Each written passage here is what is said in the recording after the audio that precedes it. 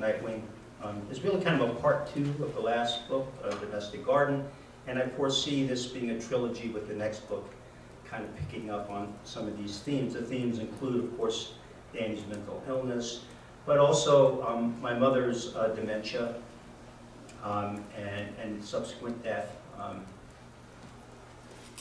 And also explored in the book are the pressures. You know, like I said, I got married at 50. I didn't know how to be a husband. I wasn't domestic.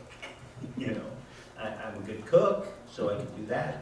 But I never foresaw, you know, what it was all about.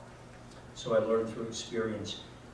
What I did learn is that when there's a child who is a stepson, who turns out to have serious illness problems, that it puts a lot of pressure on a marriage, right? A young marriage that's still trying to figure it out, right? And so the stresses that put upon our marriage is also a theme that runs through here in our negotiations with that.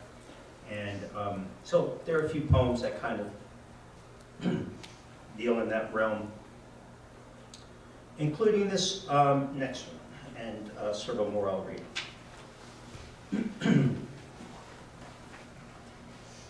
After listening to the weather, I pull into a bar. I told you I like bars.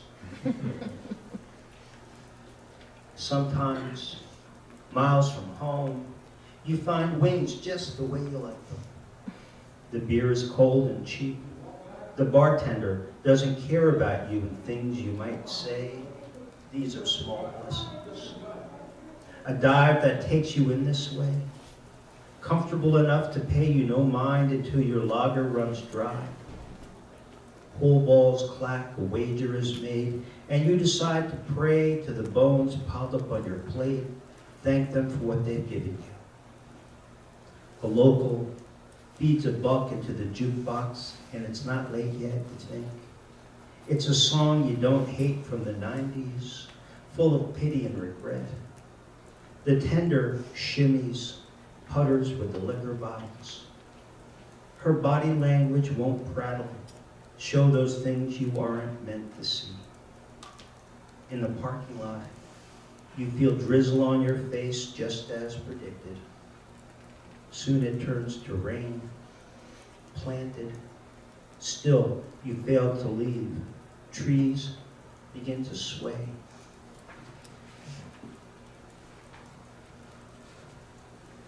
So some of these poems were written in Eureka Springs, Arkansas, of all places, where there's a place called Dairy Hollow, a writer's colony. Turns out, on the weekend, on nice days, Eureka Springs is like a playground for overage delinquents. So they show up in this poem. And, you know, even you young folks probably know the song Born to Be Wild by Steppenwolf, so you might recognize the allusion to that song. It's got a kind of a bad word. I'm going to read it anyway. This is the kind of guy. Nocturne for Christy, my wife. Last night, a barred owl swept across the road, plunged into the hillside, then ascended some rodent, its clock run out in its beak. The owl settled into the nearby crook of an oak and consumed at its leisure. For 20 minutes or so, it perched there, the occasional swivel of its head my way, pale face under a pale half moon, sizing me up, near drunk at the railing. Lord knows, it could have been the alcohol, but I was at Mass, a kind of rapture.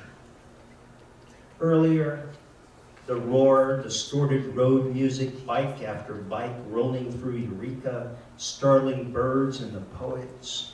I'd seen 2 Eat Pussy, Not Pavement t-shirts in the space of an hour. Born they are, but not so wild as they dreamed to be. Long gray beards flapping in the breeze, leather-clad women clutching behind them, tanned arms wrapped around prodigious midsections, pressed tight, keeping their motors running, and now all seems less dire. Pale face under pale half moon, a fierce plunging, keen desire, and you so far away for so long now. These spring leaves, out in their veiling, wet road shining below, and I'm wrapped at the edge of the rail.